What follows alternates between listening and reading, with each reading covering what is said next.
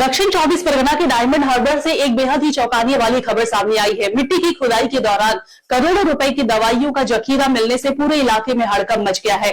सबसे बड़ी बात तो यह है कि यह घटना तृणमूल कांग्रेस के राष्ट्रीय महासचिव अभिषेक बैनर्जी के लोकसभा क्षेत्र में सामने आई है। बीजेपी ने इस मामले में बड़े भ्रष्टाचार का आरोप लगाया है, जबकि तृणमूल का दावा है कि दवाइयां एक्सपायर हो चुकी थी।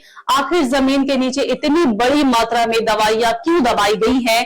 क्या यह लापरवाही है या फिर किसी बड़े घोटाले की कहानी? देखिए पूरी खबर। माटी के नीचे दबा था करोड़ों रुपए की दवा का भंडार। डायमंड हार्बर से सामने आई इस खबर ने बंगाल की सियासत गरमा दी है। दक्षिण 24 परगना के डायमंड हार्बर विधानसभा क्षेत्र के हिंसा बेड़िया इलाके में उस समय सनसनी फैल गई जब जमीन की खुदाई के दौरान भारी मात्रा में दवाइयां बरामद हुई है। स्थानीय सूत्रों के अनुसार गुप्त सूचना मिलने के बाद पुलिस और ब्लॉक प्रशासन की मौजूदगी में इलाके में खुदाई शुरू की। शुरुआत में कुछ दवाइयां बरामद हुई, लेकिन बाद में जेसीबी मशीन की मदद से और गहराई तक खुदाई करने पर बड़ी मात्रा में दवाइयों का जखीरा सामने आया। बीजेपी नेताओं का दावा है कि बरामद दवाइयों की बाजारी कीमत करोड़ों रुपए हो सकती है। पार्टी का आरोप है कि इन दवाइयों का संबंध अभिषेक बैनर्जी के सेवाश्रय प्रोजेक्ट से हो सकता है। बीजेपी का कहना है कि आम लोगों में वितरण किए जाने वाली दवाइयों को कथित रूप से जमीन के नीचे दबा दिया गया। उनका यह भी दावा है कि बरामद दवाइयों की एक्सपायरी डेट अभी समाप्त नहीं हुई है, जिससे पूरे मामले में बड़े पैमाने पर अनियमितता और भ्रष्टाचार की आशंका पैदा हो रही है। बीजेपी नेता उत्तम बाग ने इस घटना की निष्पक्ष जाँच की मांग करते हुए कहा कि सच्चाई सामने आनी चाहिए और दोषियों के खिलाफ सख्त कार्रवाई होनी चाहिए। वहीं दूसरी ओर तृणमूल कांग्रेस ने इन आरोपों को सिरे से खारिज कर दिया। तृणमूल का दावा है कि बरामद दवाइयां एक्सपायर हो चुकी थी और नियमानुसार उन्हें जमीन में दबाकर नष्ट किया गया था। पार्टी का कहना है कि इस मामले को राजनीतिक रंग देने की कोशिश की जा रही है। घटना की गंभीरता को देखते हुए ड्रग कंट्रोल बोर्ड और स्वास्थ्य विभाग के अधिकारियों के घटनास्थल पर पहुंचने की खबर है। अधिकारी बरामद दवाइयों की प्रकृति, उनकी एक्सपायरी डेट और वहां तक पहुंचने के पूरे घटनाक्रम की जाँच करेंगे।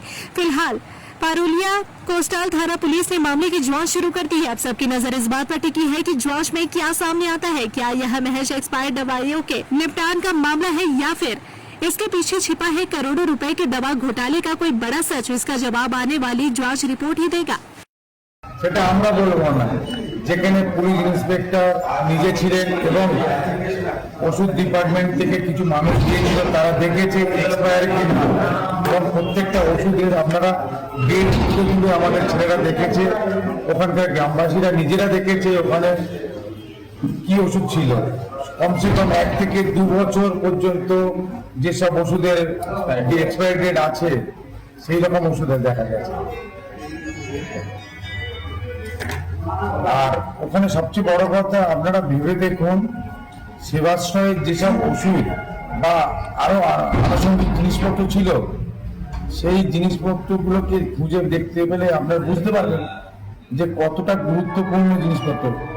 জেসিবি থেকে মালগুলো তোলা হচ্ছে, আর যদি এক্সপায়ারি ওষুধই হতো তা ওদের ভয়েতে মাটিতে পুঁতে দেবে কেন? আপনারা ভেবে দেখুন ওই ওষুধগুলো যদি কোনো স্বাস্থ্য কর্মীদের বা কোনো জায়গায় ব্যবহার করা হতো, কত মানুষের প্রাণ বাঁচাতো ওই ওষুধ। সেইটুকু ওদের মধ্যে বোধ নেই যে মানুষ হারতে পারে, দল হারতে পারে।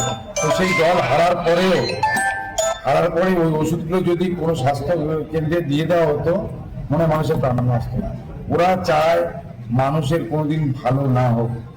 ওরা সবসময় মানি মার্কেটের মতো ব্যবস্থা করে চলেছে।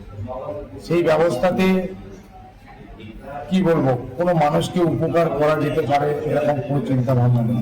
আর যে সমস্ত ব্যক্তিরা এই ধরনের ঘটনা ঘটেছে, তাদের কাছে কাজই ছিল এই সব জায়গায় সন্ত্রাস এবং মানুষের অপকার, মানুষকে উপকার না করে তার উপর অত্যাচার। আর একটা বড় কথা বলে দিই, ওইখানে একটা গাড়ি পাওয়া গেছিল i10 বলে, সেটা হচ্ছে দার্জিলিং এর কোনো একটা জায়গার নাম্বার। তো ওই ব্যক্তি, আমরা জানি না কে ব্যক্তি, হয়তো ওই ব্যক্তিকে মেরে ওরা গাড়িটা নিয়ে চলে এসছে এবং ওখানে অনেক রকমের আগ্নেয়াস্ত্র হয়তো পাওয়া যেতে পারে, যে আগ্নেয়াস্ত্র দিয়ে মানুষকে চমকানো ধমকানো বা কোনো মানুষকে তুলে নিয়ে গিয়ে গুম করে দেওয়া, এই ধরনের কাজ কিন্তু শামীম আহমেদ তার ছেলেপুলে ওই বুলাসে বা বিল্টু সে যারা পাবরা বাড়ির এখনো পর্যন্ত তারা সন্ত্রাস করে চলছে। এবং পাঁচু বলে একজন আছে যার নাম ইনজামু, সেই সব ব্যক্তিরা এখনো পর্যন্ত সন্ত্রাস করছে। আপনারা খোঁজ নিয়ে দেখুন, পাবনায় এখনো তারা গাছ কেটে মানুষের নানা রকম অসুবিধা করে ওরা এখনো তাদের সন্ত্রাস চালিয়ে যাচ্ছে।